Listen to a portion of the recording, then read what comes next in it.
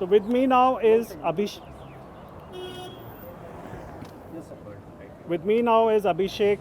Bej, a partner at Design Plus. So Abhishek, we'll start with you. Ji. This Central Vista redevelopment project. So it covers the whole of the entire 4 square kilometer area, That's right. starting from the gates of Rashtrapati Bhavan, That's right. all the way down to India Gate. That's right. And on both sides, we have these iconic buildings. That's we right. have North Block and South Block, and further down we have a large number of government offices. That's right. Plus, it entails the construction of a new parliament building. That's right. So, when this entire idea cropped up in mid last year, and when tenders were floated for a design consultant, we want you to run us through, like, one, the importance of the heritage of this area, Right. and how the tendering process Right. was not found up to the mark by several of the architects and others. Okay. Yeah.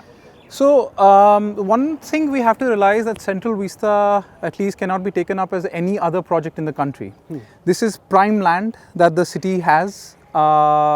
This is, of course, as you said, this is the seat of power, and there's a lot of history to it. So I'll just take you back quickly. So when the entire Central Village was planned, which was about 100 years back, this was intended to be the Viceroy's house and the offices of the British government.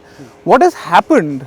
Why, without delving into that much, what has happened over the last 70 years is that the city and the country have really adapted these 4 square kilometers that you mentioned. Numerous picnics, numerous kite flying competitions, Chhat, Nirbhaya protests, anything and everything that the city could ever imagine in good, bad, ugly, celebration, festivities, everything happens on these 4 square kilometers. Yeah. What has also happened is that for a longest period of time, the government offices were restricted to a certain area. Now, in mid-September, what was proposed was this tendering process that we noticed, where suddenly the city and at least the architects and planners were taken aback because the entire 4 square kilometers were up for development.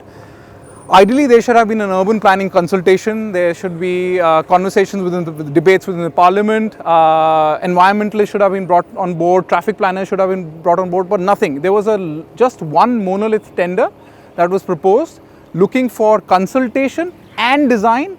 And there were bits of the tender that was also indexing towards a project management contract. So it was a highly confusing tender to be decided on a QCBS format, which is a technical 80% technical percentage and a 20% financial, to be awarded on a. So that means it was supposed to be awarded on a pure technical merit. If you see the tender specifications are also such that only primarily 6 firms in the country could participate. So this again goes against the idea that I was saying that a larger consultation should have happened. There should have been an open discussion, public competitions, but none of that. It was based on a turnover scenario, where only 6 firms could participate. The brief was loose, to say. To remain politically correct, it was just loose, very ambiguous, and. And the winning bid, at least the information that's available is for the winning bid. What we fail to understand is how was that most technically significant. So that was with the tendering process. The problem that we face with the entire this thing is the amount of construction that this place is going to take up, and the lack or the amount of public space that's going to be taken away from the public itself. As I mentioned before, this place is a symbol of democracy. The intention may be that the Viceroy might sit here looking down on the subjects, but however, like we adapted, it's a symbol of democracy. If you take that away, imagine the entire so from here, from the Rashtrapati Bhavan, 4 square kilometer area, yes, right up to India Gate, that makes exact 2.3. Yeah. If you extend it to the National Stadium, it's another kilometer, crow's flight. Yeah. If you extend beyond Rashtrapati Bhavan, that's another kilometer. And of course on either side. Yeah. Right? In the first proposal, there were also suggestions that not only these buildings will be demolished and new building will come up, In fact, the Jaipur house, Hyderabad house, Bikaner house, all of those were under threat as well. The scheme has evolved and changes are happening in the last 2 months as we notice. But the lacuna or the absence of information that is available to us, the ministers are saying something, the budgets are not clear. It was, by the way, it was awarded to the highest bidder eventually. Yeah. But nobody knows till date what's the final construction cost. Is it 10,000 CR? Is it 25,000 CR? 12,000 CR? All kinds of figures are being thrown at cited, us. yeah. Traffic assessments are missing, environment assessments are missing, and for the first building, which is the parliament, Yeah. has just been submitted for a clearance, for environmental clearance, and no mention of the entire project is there. So these are just, our antennas are literally, flagging so many things, and then the DDA puts in a proposal for land use conversion. Yeah. Now, what came first, the chicken and egg? If you ask DDA, what's the basis of this? No answer. So clearly there are so you currently, as it stands, you're also going against the master plan of the city. Then there are questions about centralization. When the master plan, the preamble of the master plan of the city is decentralization. Take it away. Yeah. We can have conversations on tech and why do you need to centralize offices in this day and age. Yeah. So there are so many conversations that can happen, which are red flags at every step. Okay, you've been a student of architecture. Correct. Architecturally, what is the importance of this area? Does it denote our modern history? This used to be called Kingsway. Yes. And likewise, the Kingsway or Rajpath. Right. And likewise, Janpath was Queensway. It Queensway, would connect yes. Rajpath to Connaught Place. That's right. And at the junction of Rajpath and Janpath, there were 4 buildings which were to come up, and these were all to be socio-cultural. Socio-cultural, yes. So that's we right. had IGNCA, National Correct. Museum, Correct. National Archive. Correct. This project also aims to alter these buildings in some way or the Yeah, other, yeah. either pull them down That's or put structures around them. Correct. So, as someone who's so closely linked to architecture, how do you see this as some kind of an assault on our architectural legacy, history? Right. How do you see it? So, very interesting question. There is a narrative that goes around that these are colonial symbols. They are not. This is a style that was developed and coined specifically for this area. This is called the Indo-Saracenic style. Okay. You see, if you look around yourself, you see the stone, the Agra red, the pink stone, the domes which are symbol, in fact the dome that is a symbol on Rashtriya Pradhan is a symbol of Sanchi Stupa. Okay. You see the jalis, the chhajjas which are representative of our western, the Rajasthan area. Yeah. So the arches that were brought in by the Mughal emperors, it's not Indian to us. However, you also see the portal system, which is the column and the beam, which is representative of the Hindu architecture. Okay. So while we never had these monolith structures, this is something that the British have brought in. So these buildings represent a whole mix of different forms of architecture. Absolutely. The articulation, so the building profiles, yes, are alien because our environment never built monoliths. We built cute little, smaller structures, self-shading for the environment. But however, every element and every material that has been used is boasting of the multicultural architectural styles that exist in the entire country. So from that perspective, there is no way that any of these are British symbols. Okay. Then, as we mentioned before, there is an adaptation. We have accepted these styles, we have accepted these places into our rich heritage of using public spaces. Coming down, you'll also realize that these open spaces, so I'm just digressing from buildings. Yeah. If you realize, the open public spaces are breathing spaces for the city. Right. So the entire old Delhi, Yeah. this area is where they come and play and enjoy and have a good time with the family. So these are the lungs of the city. So that's another adaptation I would say that this area has provided. You're absolutely right that along the intersection, no government office was supposed to cross the Janpat, the Queensway. Yeah. Yes, all the socio-cultural buildings were kissing the intersection of Rajpath and Janpat, and now All four sides were to have these buildings. absolutely, Yeah. and the sanctity of the parks, of the district parks and the public parks, were maintained thereafter as well. So there was a clear demarcation of adaptation of government offices. We end our termination through very nice socio-cultural interventions, and it's all for you then. Right. And then, of course, India Gate, as we know, is अच्छा ऐसे ना ऐसे हाँ, रहें, ठीक है okay. ठीक है हाँ मैं ठीक है so, and then the open fields and the parks of India Gate, that's another story. I'm sure you have had a picnic with Yeah, your family, yeah, and yeah. so have I. And So now that we are in between North Block and South Ji. Block, I'll ask you about this place. Right. So under the proposal, they are saying the exteriors won't be touched. yeah, So, but the government offices over here, Yeah. in North Block we have Finance Ministry and Home Ministry. In South Block we have Defense Ministry, Ministry of External Affairs, Ji. and even PMO's office. Right. So they say these offices will all shift down Yeah. in the new buildings which will come up on both sides Right. of Rajpath. Right. And in place over here we'll have probably National Museum coming in or some other museums. Museum at shifting over 75 here. and India at Yeah, 75. So Yeah. basically these will be converted into museums. Yes. The reasoning behind this entire project, the Central Vista redevelopment project, is that one, they say this area is like seismically very active. Yeah. These buildings are no longer Yeah. safe. Yeah. In case of an earthquake, Yeah. they can suffer huge damage. So Yeah. we need newer buildings. Right. But at the same time, they're moving in museums Exactly. over here. Exactly. Don't That's you the see a biggest. dichotomy over There's there? the biggest irony. Yeah. So there are two. It's honestly, it's very immature, those arguments. So first thing, the argument of these are not earthquake friendly or seismic. Where is the documentation? Where is the assessment? Ideally, you're touching the seat of power. You're touching the biggest offices that there are there in the country without any assessment.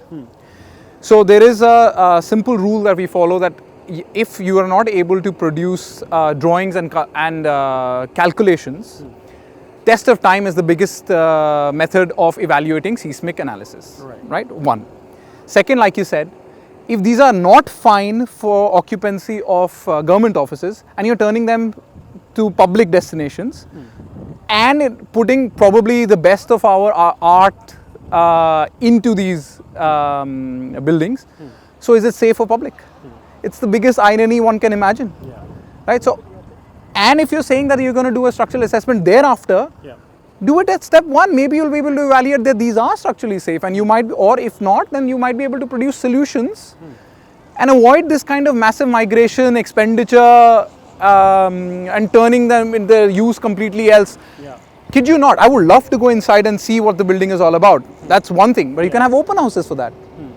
So it's a very big irony. It's a very big irony. But on the other side, if I may ask you, the other argument is that if a museum comes up here, it would open up North Block and South Block to the public, Yeah.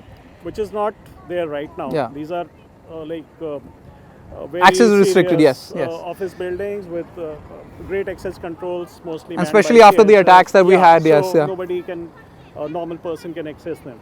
So that would change. And plus, secondly, what they say is the government offices are too spread out now. Like we have Defense Ministry and all, they're spread over so many buildings.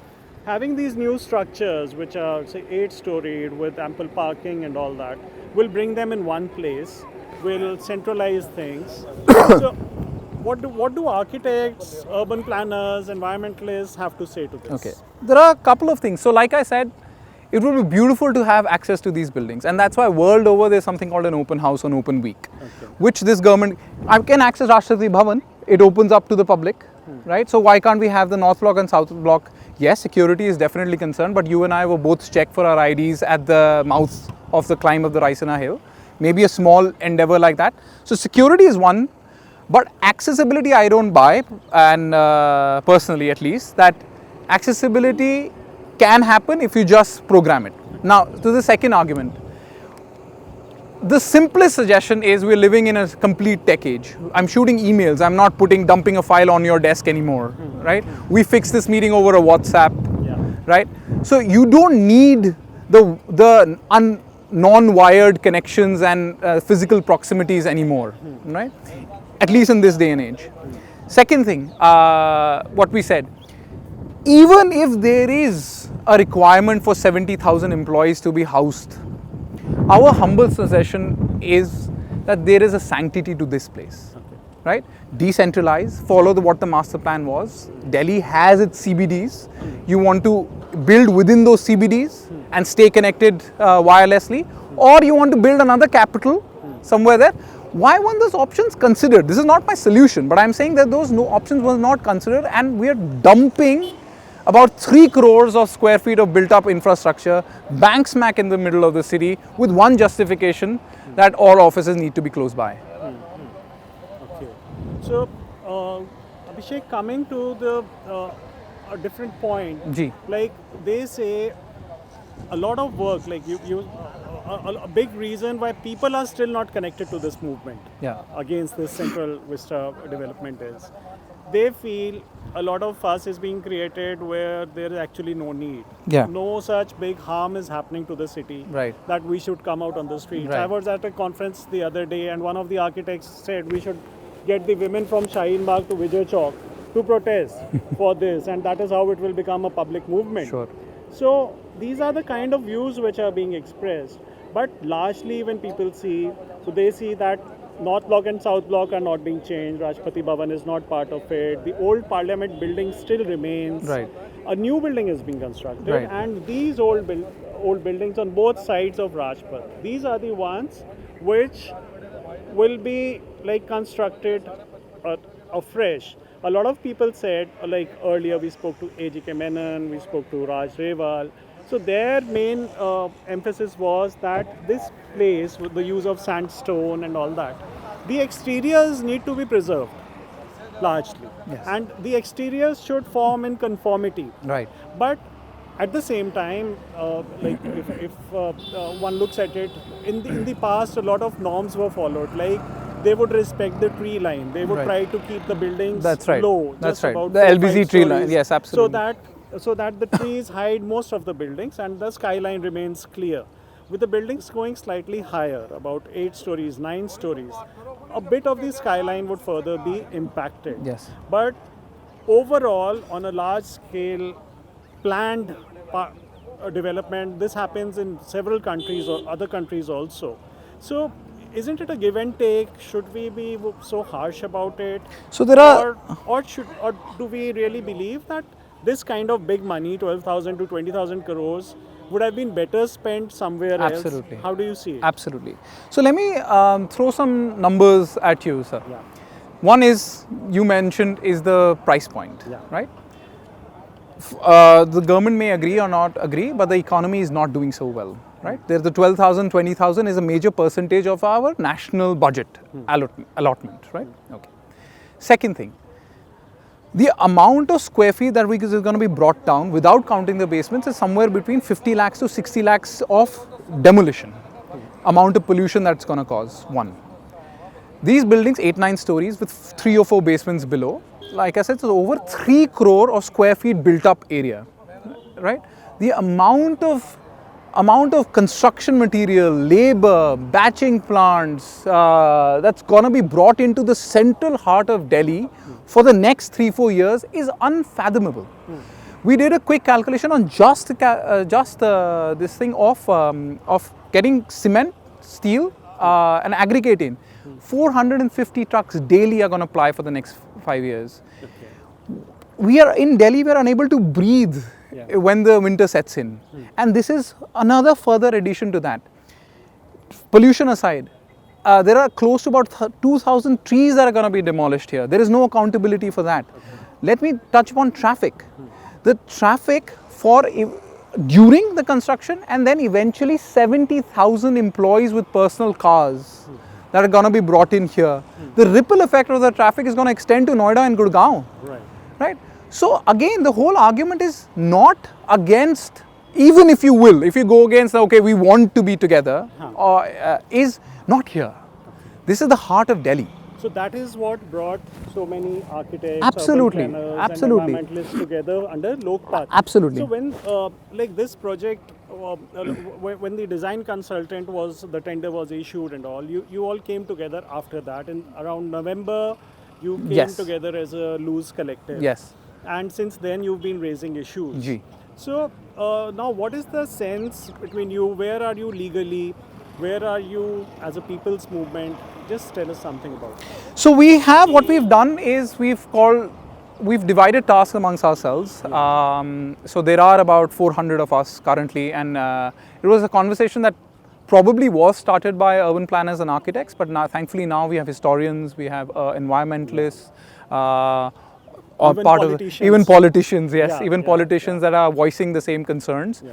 And gladly what this team kind of helps is that everybody brings their own perspective. So while we can discuss design and urban design, our environmental arguments are strengthened by the environmentalists, and our historian arguments are strengthened by those who rightly can speak more of the subject. Yeah. So what we've done is we have taken different tracks, and probably Madhav will be able to educate you more on the legal aspects of this. But what we are doing is we're trying to break our humble submission down into various aspects, right? Environment being one, heritage being the other, costs and finances being the third. There is a complete conversation that we're trying to have over the parliament, which Amrita is more educated than I am, and why the need for the parliament and delimitation and the population going down in 2061. However, what we've done is chunks of us have picked up different aspects, and we're trying to address those aspects in not necessarily silos, but independent conversations we plug in to paint the larger picture. Okay. And one final thing from you. When the design consultant was chosen, which is Bimal Patel of LCP Designs, so he's the one who did the river development project in Ahmedabad, who's doing the Varanasi corridor project, and now he's been brought here. He's supposed to be close to the powers that be. So some people say the process wasn't followed in the right letter and spirit in the selection. And probably an open, competitive, international competition, yes. bidding should have been there. Yes. What do you say? So there are three sides. Whenever such a scale is taken up, it's not taken up in a single shot like this was. Ideally, what should have happened is there should have been an urban planning proposal first. Either through a tender or an international competition or a national competition, but there's a planning exercise. A planning exercise would have determined whether you need that much square feet of area, whether you need the president's or prime minister's office and his residence here, whether you need the VP's office there, whether you need to retain IGNCA. So IGNCA, for example, it was built very recently over 600 crores. So now if you bring it down, it's a complete waste, right? So first is an urban designer planning role. The next stage could have been multiple design competitions to build each of those buildings. But currently what's being decided is, here is the proposal from one person, from a single perspective, and this is nothing against or for the design consultancy that was chosen, right? No comments on the merits of it, right? But there's only a single perspective. And the single perspective from a brief that was very loose to begin with. And that's why for the last 3-4 months, we are noticing that every time we notice a presentation by HCP, there is some variation, right? How is it that coming back, how is it that you're building the biggest project of the country and the brief is not clear and you're changing the scheme every time? The argument that I've seen one of the few presentations that Mr. Bimal has, and it's available online, his analogy is of a house.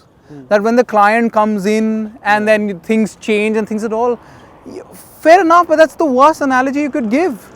Again, you're playing with public money of a decent amount. Yeah. So probably the answer comes from what Urban Development Minister Hardeep Puri said. Yes. He said it's the brainchild of a dream project of our Prime Minister, Right. Mr. Narendra Modi. And he's also said that I am not aware of the nitty-gritties, he knows. Yeah. So who is running the show? Yeah. And regarding the lacunas of award, it was a turnover-based award. My credibility is not my financial. My credibility if I can produce a decent design, right? HCP was the only office of the 6 who were against the design competition. They were the only one who signed against it, right? the timeline that this project has, Parliament Everything has to be done by 2024, the next absolutely, general elections. yeah, it's like a ribbon cutting is yeah, going to present in the yeah, general election. yeah. And if that is true as a timeline, and the changes that are still happening, it is impossible to execute unless Especially when they're doing it one building at a time. one building at a time. Yeah.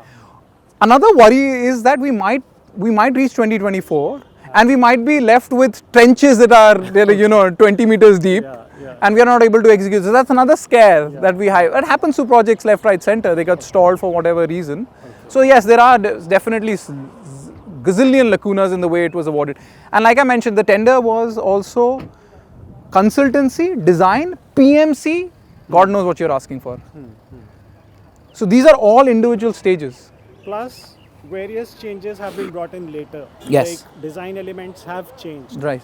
They began with saying that we'll be pulling down a number of structures, but later on, Yeah. Some they structures are being decided- retained. Yeah, they are being retained. Some are being surrounded by. Correct. Some existing buildings will be surrounded by the newer structures. Correct. So nobody Correct. knows at present what is Correct. happening. And every time you ask the minister, they're saying public consultation will happen. There have been some So conversations. this state of flux worries me. Yes, the state of flux worries us. So hence you doubt even more. Yeah. So and regarding the tree line, these currently the buildings are 5 stories, 6 stories, and now the buildings are only 8 or 9. Yeah. So when you're in the vista, imagine and it's all government offices are peering down if I'm sitting with my family. That's the kind of notion it will have more. Right, Abhishek. Thank you so much. Thank for you very joining much. us. Thank you very much. Thank you.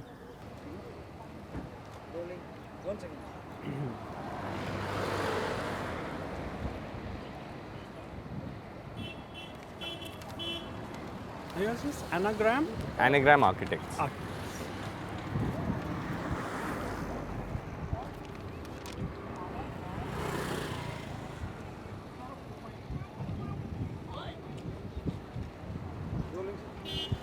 With me now is Madhav Raman of Anagram Architects, and we'll ask Madhav about this entire project. We are right now standing on Raisina Hill, and as you can see behind me, we have this tree line leading all the way up to India Gate, and on both sides the trees which line Rajpath, they almost hide the buildings behind them. But now when new buildings will come up, they will be much higher than these existing buildings, about say 30-40 feet more, and then they will get into the skyline which we get to see from here. So hi Madhav. So one, I want to tell me about the impact this project is going to have on the overall skyline view You from see, this area. if you look at whether you look at the guidelines specified in the master plan or the the United Building Bylaws, yeah. the guidelines that cover this area are very, very clear that the central source of grandeur for the Central Vista, which gives it the Central Vista, the Heritage 1 precinct. It's not a building. The entire precinct has Grade 1 heritage protection. Okay. So now one has to understand what are the components of this Grade 1 heritage. So the primary thing that is reiterated, if you read these bylaws and stuff, again and again and again, they talk about the view. And they talk about not doing anything to mar the grandeur of this view.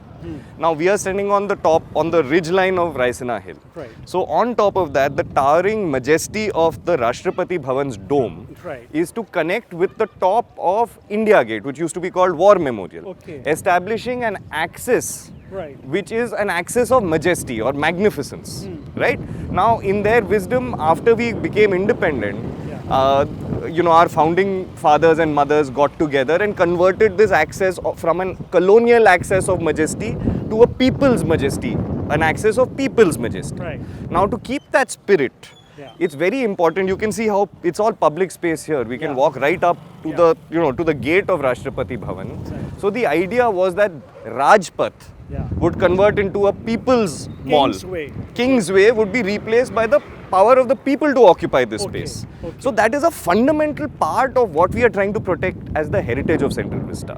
Okay. Now you mentioned the tree line, that's actually very right. You get a very good view Yeah. of how the trees kind of level off at around a little bit more than half of India Gate's height. Yeah. Now the thing is that on both plots there are 5 to 6 story buildings that are set back so far away that once you occupy this green and you look around you, you don't see anything but the tree foliage. You do not see the building behind it. What does that mean? So that when we come here as citizens of this country to enjoy this space as our space, we don't live in this fear that we are being watched by government or that this is actually government's territory and that we are encroaching on it. You see, that's the significant difference between the government under colonial rule and government under Indian rule. So, this is where the crux of the problem lies. You see, does the government trust us? Do we trust this government? What is our relationship? Is that of those who rule and those who are being ruled, which kind of smells a little bit like colonialism?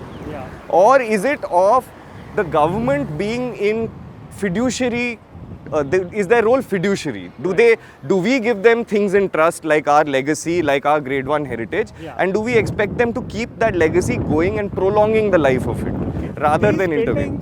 All these buildings came up in between 1912, the foundation stone you might find here is 1912.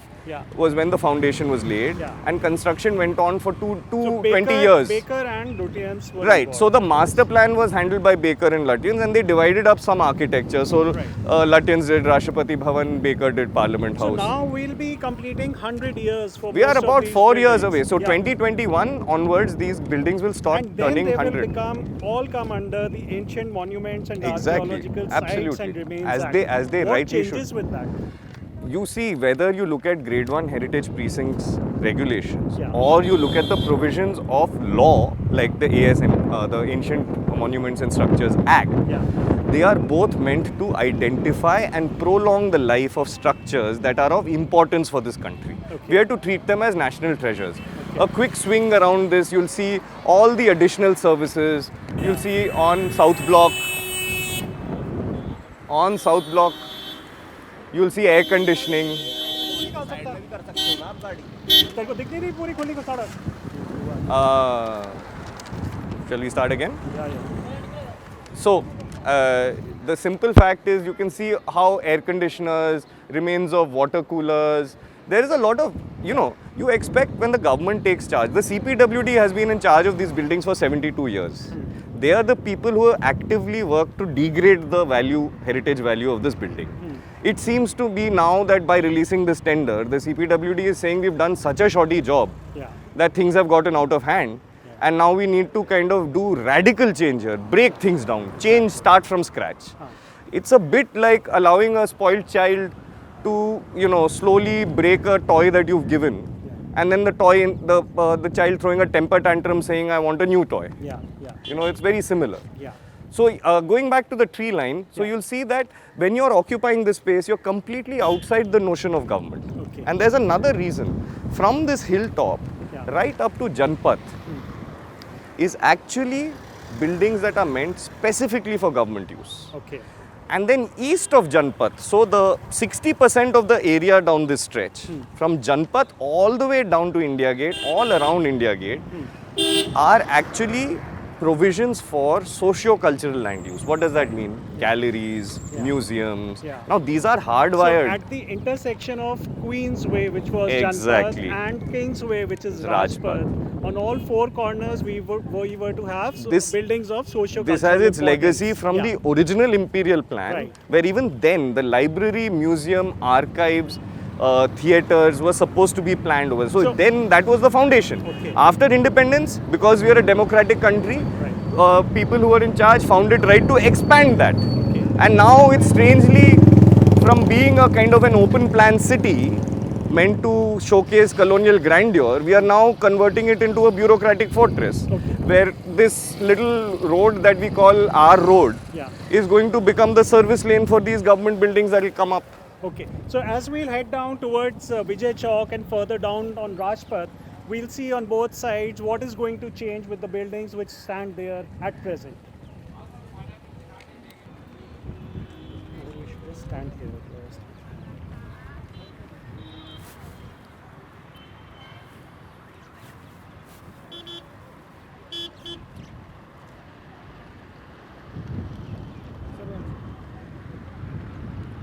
आवाज आ रही है? Sound clear? Yes, sir.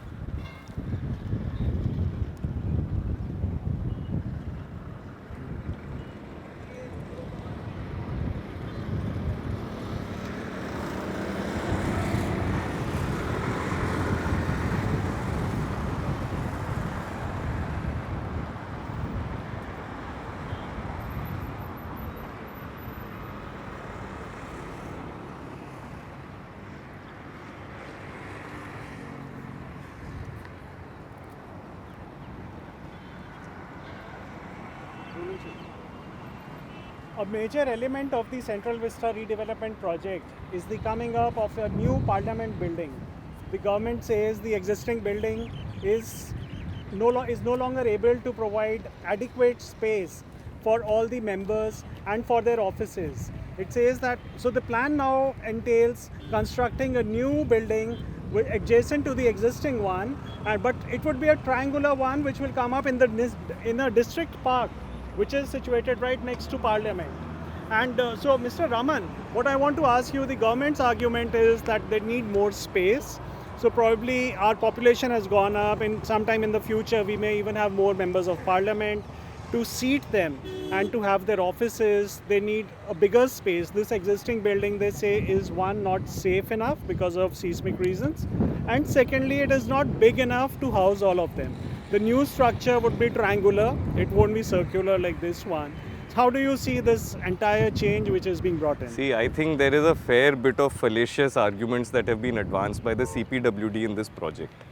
To begin with, this question of how many MPs, I mean, in a sense, it reminds me of the 5 blind men of Hindustan, where there is one big elephant. Yeah. Everyone is blind and feeling different parts of it and saying what they like. Yeah. But you expect like an arm of the government to act with certain responsibilities. One thing that they're saying is North Block, South Block is seismic unsafe. Right? That's there in the bid. Yeah. Now, if it's seismically unsafe, even the parliament is seismically unsafe. Now, is your first move going to be to try and study the problem and sort that out before proposing a new building? Because an earthquake can happen at any time.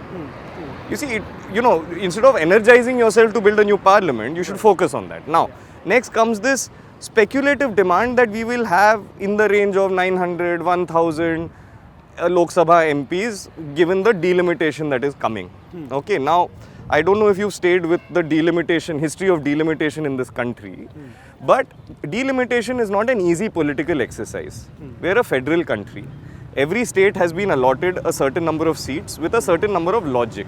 The idea is to balance the amount of federal power each state asserts within the Lok Sabha or the Rajya Sabha. It's not an exercise for either the CPWD or the winning bidder or you and I to take upon ourselves to calculate how many MPs will be there. It requires a delimitation commission to sit, which is slated to sit in 2031. Any call on this in terms of expansion and contraction is pure speculation before that happens. Okay, you may argue that, okay, but once it happens, we won't have time.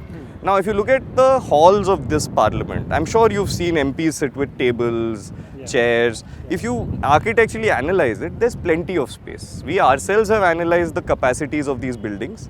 These halls, Lok Sabha right now has a cap of 550 people. With a little bit of rearrangement of furniture, you can capture upwards of 690 to 700. To my mind, the delimitation exercise will not yield more MPs. But say it does. You have all the visitors' galleries that are also available. It depends on your perspective and motivation to keep Parliament as part of our living heritage. Or are you more interested in mummifying that heritage in order to create a real estate exercise of building a grand new building? My point is that at a certain level, we have to appreciate, do we as a nation want to be legislating, evolving our constitution in the place of its birth? Or do you want to freeze that moment in time and create a new space for new legislations, new powers? I was reading somewhere in a number of other countries, they keep renovating their parliament houses. My argument is that this project is urban design trying to replace furniture design. Okay. If you were to apply your minds seriously to, if there is an earthquake problem, to stabilize the structure, if there is an infrastructure problem caused by 72 years of negligence by the CPWD, instead of rewarding them with a new project, We should force them to look after the things that we've given them to protect and prolong the life of. Ask them to come to that, fix that problem. I'm sure until the delimitation exercise, I'm quite convinced Parliament can hold an enhanced capacity. It just requires a little bit of application of mind. Okay. Now, you also made the point about the district park. Yeah. And we had earlier spoken about the tree line and the importance. In your view of all these buildings, you will notice certain prominent things that stick out. One is North Block, South Block, Rashtrapati Bhavan. The other is the clock tower and the flag sitting upon the Indian Parliament with its circular form. Yeah. You see glimpses of its columns. Then you'll see periodically domes pushing out above the tree line, down this, you know. Yeah. You'll see domes across. Right. That's the whole essence of the Lutyens plan, that these domes are the only thing that stick out. Okay. The functional building stays well within the tree line. Okay. Consider here on this plot, you're going to get a new building that exceeds the height of Parliament by a good 20 feet. Okay. You tell me, if you're interested in respecting heritage, do you plant something that is merely 10 meters away that dominates this structure, that perhaps gives the impression that that structure is from the past and this is supposed to represent New India? I personally feel every country in the world tries to prolong the life of its legislative chambers. They go out of their way to do that. Right. And here, based on hearsay, you know, random earthquake, something about earthquake you mentioned somewhere, you fill so much speculation into the air. And you're saying you abandon it for the basis A of lot that. of people say this government, and especially Prime Minister Modi, wants to leave a legacy of his own behind. Yeah. And that is what is driving this project. Even Union Minister Hadi Puri spoke about it, about it being Modi's like dream project. So considering that in mind, considering that already they've moved ahead with this Parliament project, they've started issuing tenders and all. So what do you... I'd like what to kind correct of you. They haven't yeah. issued tenders. They've Then- applied for environmental clearance for cutting 192 trees out of the 350 that are sitting there. Sitting there. So more than half the trees will go. So now what kind of a legal challenge are you putting up for this? Because unless until we have a No, is your proper- question about whose dream project is it, No, or so what are the dream legal? project is there. So government Yeah. is pushing ahead with this project. So what, as at Lokpath, how do you intend to stop this? Because See, every government, I feel, the political arm of the government Yeah. is well within its right to look at what all it has at its disposal to achieve better governance. Okay. No one is arguing against that. Yeah. Fundamentally, development is part of that process. No one is arguing against that. It is fundamental. The problem is not so much the political motivations, because governments keep changing. Right. Every government comes with its own idea of what it should do. Yeah. When Rajiv Gandhi was in power in 1988, he wanted to build the Prime Minister's house here. But for whatever good reason or bad, they decided against that. Now my point is, it is for the bureaucratic arm of the government Okay. to take charge of the fiduciary responsibility, the things that they are responsible for more than 5 years of government. Okay. Right? Okay. Now it is for the bureaucratic arm to advise the political arm on how to maintain that continuity. Okay. You see, there are many layers of bureaucratic protection that this area affords. Yeah. There is the Delhi Urban Arts Commission, there is the Heritage Commission, there is the Central Vista Group specifically for this. Now, and then there is the Environmental Evaluation Committees. Yeah. There is the CPWD's own inherent expertise in managing heritage. Yeah. They are supposed to come up with a detailed project report on the conservation plan, and they're telling themselves in their own document they should do this. Now, we can't allow these bureaucrats to rescind their But the responsibility. other day I was listening at your seminar, one of the members of former members of DUAC and HCC saying they've abandoned their primary responsibility. You of see, raising these are all objections. envisaged as independent bodies. Yeah. But now, if you do your investigation and look at the membership of these bodies, they are all bureaucrats of one kind or the other. If they are architects, they are chief architects from states. They are people who are part of the. I'll give you a good example. The Central Vista Group, or the CVC as the CVG they call it. It is chaired by the ADG project CPWD. Its secretary is the chief architect CPWD. Now, if you tell me that these two gentlemen cannot find a conflict in evaluating any changes happening to, considering they're the promoters of this redevelopment, I mean, in any situation, any judiciously minded person would read that as a plain conflict of interest. Delhi Urban Arts Commission, they sit in judgment to any major change in Delhi. Aesthetically, in terms of traffic, in terms of history, in terms of cultural legacy, they are the final arbiter. Now the chairman of the Delhi Urban Arts Commission is also the jury, is also the chairman of the evaluation committee which procured this winning bidder. Yeah. Now if you are so heavily conflicted Yeah. and you don't recuse yourself away from these decisions, Exactly. then as citizens you completely resented Even when your the Hall responsibility. of Nations was being pulled down, Yeah. there were so many objections. But when it came to DUAC, HCC, No, I think and I all, think fundamentally nobody we have objected. to be very clear and Yeah. open and plain. Yeah. Are we interested in protecting the built and unbuilt heritage of this area, which includes the trees, the birds? Look at these beautiful. Why do you think people are coming here? Because it is part of the precinct. Yeah. Then there is the built structures, then there is the view. All these things, if we are interested as a part of our heritage, then we need to be a whole lot more serious about it. What is coming across is actually immaturity, randomness, like arbitrariness, Yeah. a lack of application of basic thought, Okay. right? And this is in the conception of the project. Now, going back to that point about the dream, you see, when the Honorable Prime Minister was Chief Minister of Gujarat, he built a new city called Gift City. He's not, it's not something that's alien to him to build new things. Right now, the real estate construction industry, which is one of our biggest employers, is struggling, right? There are parts of Delhi's urban extension areas could which have could. built a new Now, city I'll give you a good idea. Yeah. Dwarka is struggling.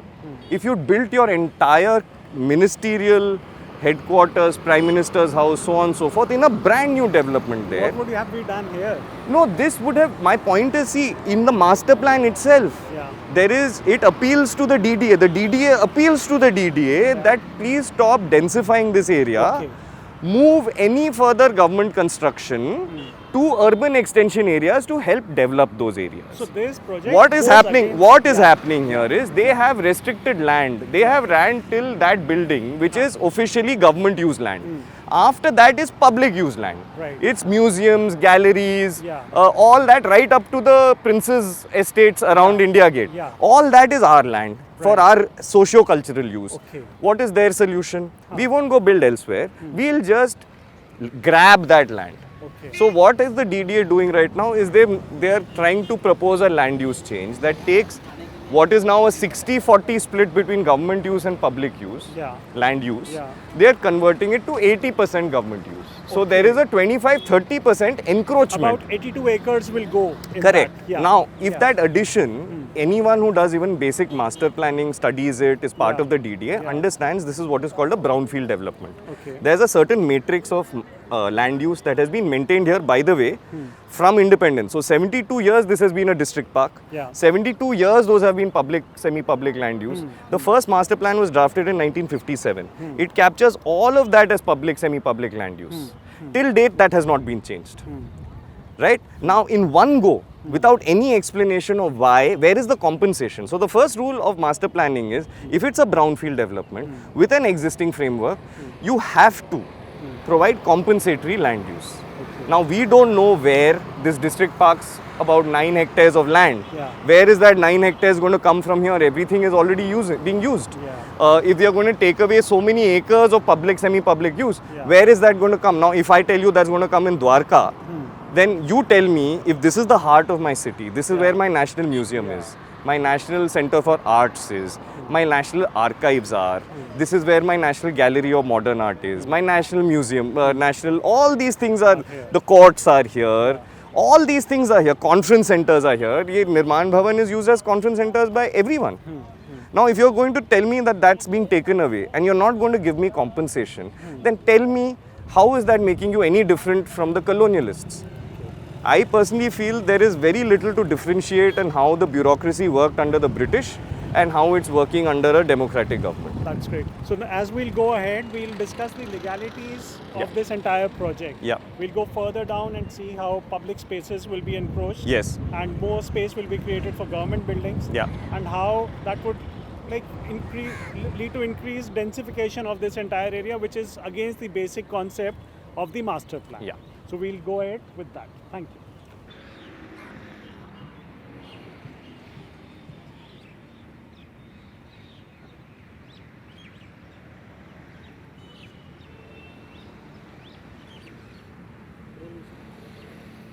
The central vista also encompasses 4 socio-cultural buildings or rather only three of which exist as of now, but one more was planned.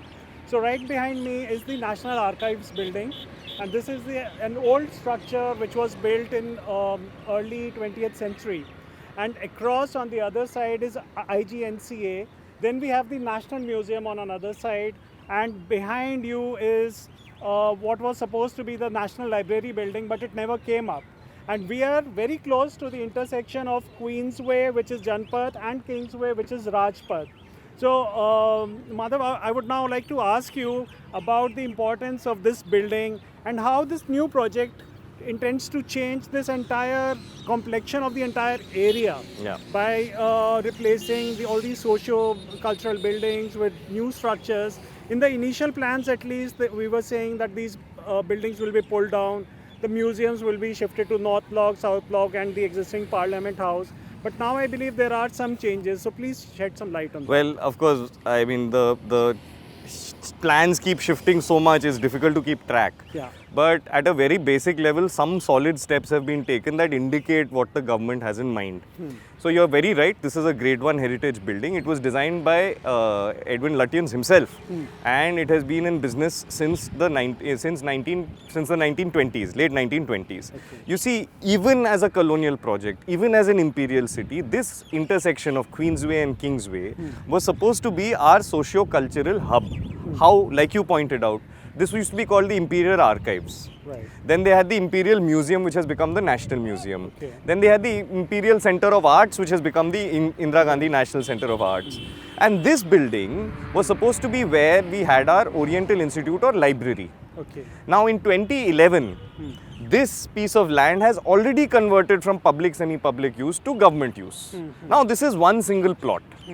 Now the fact is that this is also a loss to our public, semi-public, our socio-cultural land that we owned, that we gave in trust. In their trust, they converted it. Now it happened as a plot, so clearly it flew under the radar. Right. Now what is being planned is 9-story structures. Now the other beautiful thing is here you get a sense of this tree line and how it hides these buildings. Right. So if you're using these lawns as recreationally, you don't feel the oppression of eyes looking in. Now think about it, that's a century-old idea that you'd want to continue as a public space. So fundamentally, this is the ground zero of the land grab. From here till India Gate is the land that the government intends to take away from the people. Okay. Okay. And when it comes to this building where the National Library was to come up, Yeah. so this can be said the first major example of bureaucracy trying to grab public land Let's for say government use. It's the first visible, Yeah. like broad-chested Right. kind of move, because this was in 2011. Okay. There are other examples. You see, in World War II, all these plots were used by barracks for housing the army of the American troops and British troops who were doing R&R over here, recovering here. Now that converted because of lack of funds into government office. You see the creep. There's a slide into this. Now once you have barracks occupied by government offices, the assumption is that that land also becomes for government use, but that's not the case. The master plan has preserved it as socio-cultural. Okay. You see, we are a very generous people. Yeah. If the government wants, all they need to do is ask, but they're simply not asking us. You see, this seems to be work that is happening behind our back. So this is a good example. That without what consulting, happens now? Do these three remain or not? no, That is not what at we all. want to know. Not at all. So I think National Archives goes. the proposal is to maintain the old structure, but what happens around it, you will see that any building that sits next to a heritage structure, the whole point of heritage law is to ensure that it doesn't dominate that structure. You prolong the kind of vista or the view of that structure.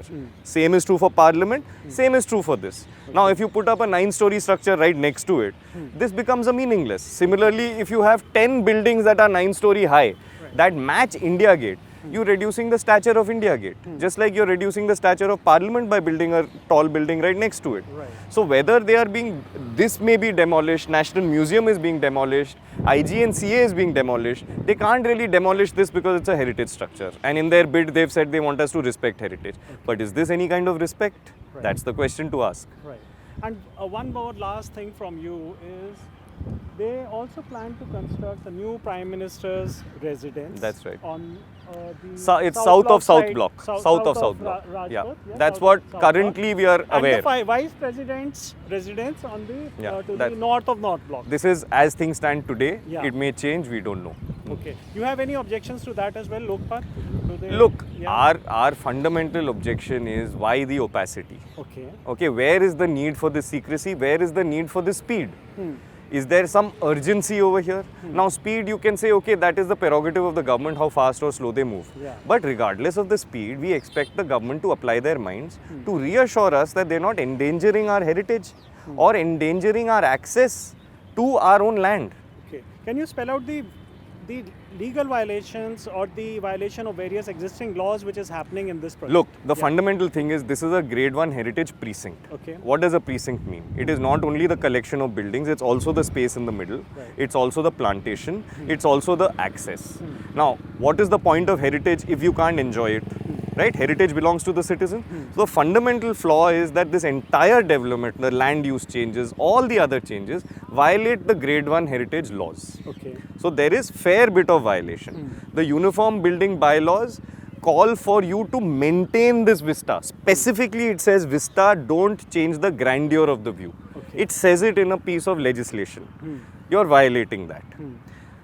Fundamentally, the thing that should bother citizens is that you are spending monies to the tune upwards of 20,000 crores. You know our economic state. You know the state of repayment of GST to the states. You know our procurement problems in the armed forces. Where is this a prudent move to make? To say in 4 years I'm going to blow up 20,000 crores on a project that does not have any legs to stand on.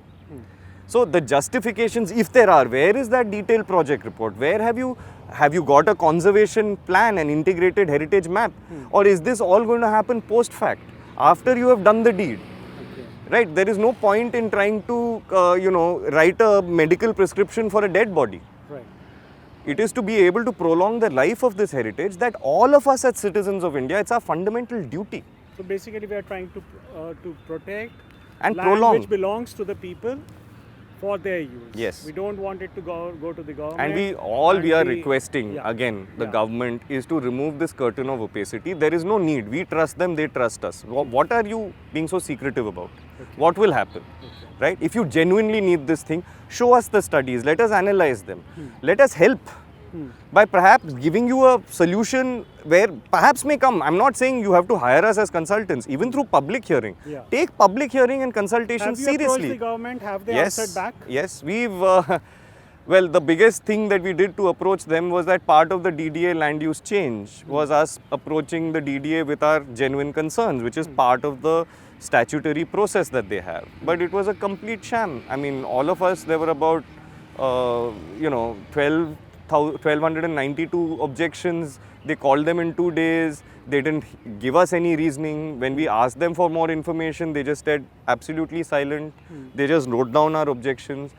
And basically, they've gone ahead regardless of the objections. So the haste, the opacity, the inconsistencies. Yeah.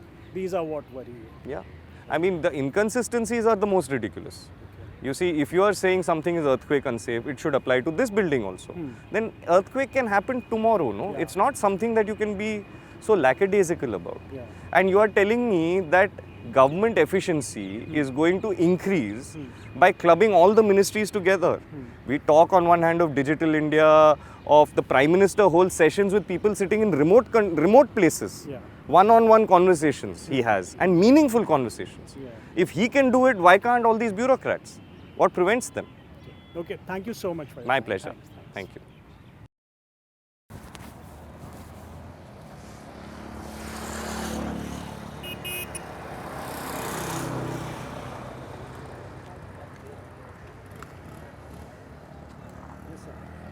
With me now is architect Amrita Balal of Space Matters. Amrita, we'll ask you about public spaces, about how this Central Vista project it would reduce public spaces and create more space for government buildings and offices. So we are standing right now near the boat club lawns, and as you can see all around, this is a public space. This is what it exactly means. So you have vendors and hawkers over here, people sitting around in the parks. These are wide open spaces left out for them. Now, what will change under this project for these people? Thank you, Gaurav. I, one of the things I want to start with stressing is this distinction with space, where a lot of people think public space just means open areas. Right. This has been brought out many times. I mean, we don't have any official documentation in the public domain by the government on this, but a few people who've been speaking on its behalf here and there, where you see this in the renders, you'll see this green area as a green area, and the question arises that where is the criticism coming from? The public space remains the same. Yeah. And when you think of cities, like think of any vibrant public area in cities across the world, like if you look at Champs-Élysées or the Washington Mall, for example, which has been actually spoken about as references for the Central Vista. Public space means open space and built activities working together in a manner that creates successful public domain. And with public functions in the building, it means buildings that actually invite functions that are recreational, that are cultural, that invite as inclusive or diverse audience of people. And the built and open spaces really work together successfully in a public domain. Okay. So this is something that I really want to highlight, because otherwise it really boils down to showing an image of a park and saying park, to park hai. What has changed? Yeah. So if you see the Central Vista across its section, and we started walking from towards Raisina, you will see a really distinct shift in the nature of public domain from the Rashtrapati Bhavan going on to India Gate. Right. You have the Rajpath, it's intersected by the Janpath. And this, like we, Abhishek and Madhav both spoke about how post-independence, the nation as a democratic entity appropriated these structures. And there's a really beautiful poignancy in the naming of the streets, because Rajpath, as we can understand, is the ruler's way, right? Yeah. But the Queen's Way was actually named as Janpath. Right. And if you see this, meaning people. The People's way, yeah. The people intersect Rajpath before the Rajpath can reach India Gate. Right. So the rulers have to go past the people to really access the gateway to India, so to say, and this thing, and this even the colonial rulers actually recognized the need for a public domain. So it's very unfortunate we've come to this as a democracy today, because the intersection of these two streets is where all the cultural and public functions were located. Not just the park, but the National Archives, the National Theatre was to come up. National Opera House, and National eventually Center for the Arts, National Museum. Yeah. So post-independence, we got some things right, some things wrong, but more or less the public nature of these buildings. You have the Center for Arts, you have the National Museum with an amazing collection of our historic artifacts. Right. So the Janpath actually is for the people, is for the Janta. But this project takes away about 82 acres of this land and puts it in these structures. So when you understand that public space is not just this park, as a sort of pretty picture, but really how this park functions with the building adjacent to it. Like even if you look at it in a neighborhood park, if you have a small open space and you have a house next to it, its nature is different. If it's a school next to it, if it's a shopping mall next to it, it's different. Okay. So here you take away these public buildings and you actually put the entire bureaucratic machinery running this country. Right. You concentrate it across the axis. You can imagine what the impact will be in the open spaces which is sandwiched between these two very fortified, high single-use structures.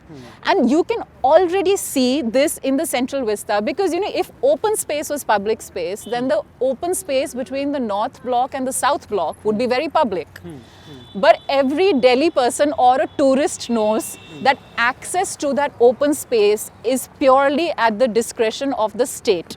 And that's logical, because it's a high security area, which means on some days like this time, we could go But you and I have both seen situations where there are times when even a car can't pause to take photographs. Yeah. And it's very interesting how this works in the sort of class divides of our country, because I've seen police persons really coming up to someone in a fancy car and saying, "Bhai sahab, aap aage badhiye." But if a cycle wala stops there, then like they're being chased by lathis. And this So- place, if I may recollect, Yeah. this boat club launch, this is where we had some huge rallies. Exactly. Charan Singh's time, the Bharatiya Kisan Union, Exactly. Mahendra Singh Takat's rally. Exactly. So at one point, public protests, public meetings were allowed over here. Over a period of time, that has changed. Now the courts intervened. They said, okay, up to 100 people can still assemble here. And for larger gatherings, you have to go to Yeah. Jantar Mantar, and Yeah. still larger Yeah. gatherings, you have Yeah. to go to Ramleela Maidan. Yeah. So to that extent, do you feel this? What exactly are your fears from this project when it comes to people's access and movement in this entire area? See, one like now you're seeing between the North Block and the South Block. Yeah. This degree of controlled fortification, even if I have open space between two buildings, is Okay. always going to be there. Because more security personnel and Exactly. others will be coming in, yeah. So access is going to be under authority, which as a democracy, do you want this at what is the heart of your sort of democratic symbols of built space? Okay. And frankly, I have to highlight this across the country, because a lot of questions are being raised about people who are opposing this as somehow being stuck in time or against change, Yeah. and really not. Yeah. In fact, the thrust from most Delhi people, especially youngsters, has been to really increase and celebrate the public domain. So how would you rather have this place? We would have actually better and more cultural facilities. Okay. We would have more museums, more performance venues, more recreational zones. Because if you think of it, right, Champs-Élysées and the Washington Mall I've spoken about, Yeah. and those are all lined with functions like this. You have world-class public functions on both sides of the vista, and that's why they are so iconic. Not because you have babus sitting on two sides of parks. Really, no one in 2020, when cities are known for culture, when cities are known for vibrant public plazas and domain, is concentrating bureaucracy. Like all the nation's bureaucracy in the most this important pressure public which has come space. from you, this has made the government change some of the plans. Like a lot of buildings are not being pulled down now, which were part of the initial plan. So you feel this kind of pressure will ultimately help in easing the situation somewhat on the ground? I think it's unfortunate, when we're talking about, because we need to have more access as public to really not be making noise on the outside and hoping it gets heard, but rather actually be part of a formal process. And these, again, as a habitat professional and as a citizen who's traveled the world, it's alarming how dated this is. Because in the world now, public structures for public participation, in fact, public projects have a certain amount of their budget just to get inputs from the public. What the government has been doing right now is, at the very least, just inform us. Yeah.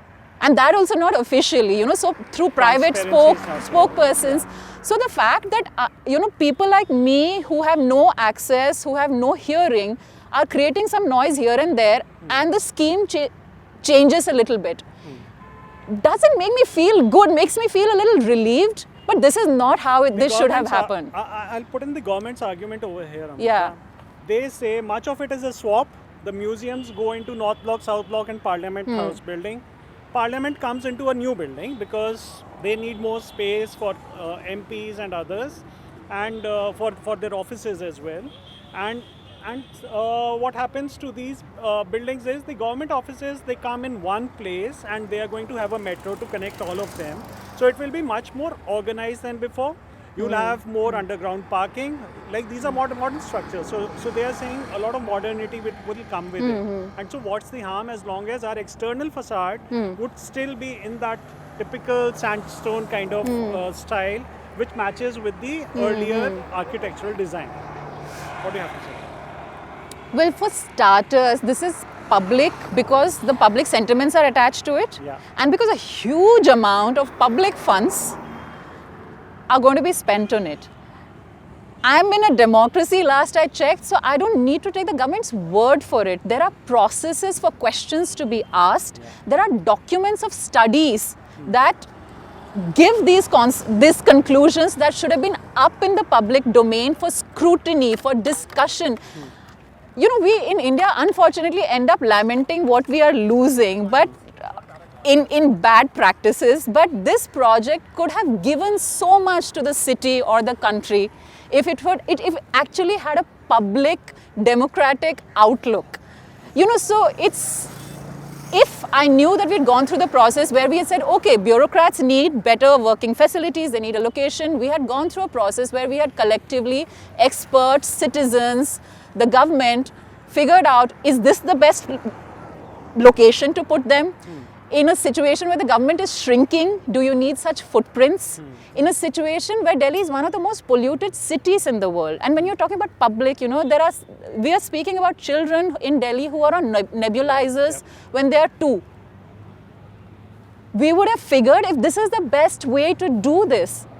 And then, okay, you have the conclusions. As a democracy, we go ahead to what we have committed. But it's not right to say that, oh, you know, we had this problem, we haven't discussed the problem, we've come up with the solution, we haven't really discussed the solution, and why are you opposing this? It's not good. You know, because like think of it as the parliament. You know, we are talking about a parliament where our independence was announced, where our constitution was enshrined.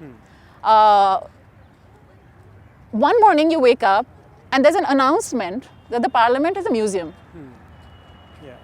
No discussion. Even parliamentarians haven't discussed it. 2 months later, you were told that there's been a change and it's not a museum. Who is deciding? On what basis is deciding? And how is this public? Why is there no public consultation in this? So the process is challenging. But one thing I want to really highlight, you mentioned protests that happened here. And one of the most sort of I think gut-wrenching protests that happened that got people out of the street was when the Nirbhaya rape case happened. And people just broke barriers and made their voices heard. And I have to say this as a citizen of Delhi and as a survivor of assault in the streets of this city, that one of the biggest, a rape culture in a city has many reasons. But one of the reasons, contributing reasons, is also the way cities are designed. In Delhi's case, the fact that it's single use, historically, and there's enough data available, mixed land use, where you have a mix of public functions, you have places where a different cross-section of people needs to use a space all the time, are so much safer. And what we are doing in the heart of a city which gets the bad tag of the rape capital of the country, we are putting single-use fortified structure around a public space which every child in this country has grown up seeing as a reference of what public space should be. So one of the things I really want to highlight is that the presumptions that this project is making when it comes to public space, when it comes to environment, by saying that trees are a collateral damage. Yeah, I wanted to point that out. 2,000 trees will be cut and there's no full environmental impact assessment yet. So nothing. You know, water table crisis in 2020, to say that, oh, we don't like the building, we spent, IGNCA, let's just pull it down. New buildings are being pulled down. Try defending this internationally today when climate crisis is at its peak, So but also heritage, that, structure is old, so we think it's unsafe. Where are the studies? Oh, they're coming. What it does is that every fight for environment in the heart of this country, you're cutting down trees with such a blasé manner. RA colonies fight gets compromised. You're taking something like the North and South Block and the Parliament and declaring them unsafe without any kind of study. Heritage fights, which are already tilted fights across the country, get compromised because the central government, this space is one of the most public projects that we have taken up in our history. You know, Delhi has had many capitals. Every kingdom has come up with its capital city. Yeah. This is the first time we are doing it as a democracy. This is the first time. Before this, they are saying colonizers did it, right? But this is the first time. Hopefully the government, the powers that be would listen to this and make necessary amends, make necessary changes to make this A democratic more democratic, process. a more people-friendly process. Thank you. Thank you so much, Thank you. Amrita, for being here.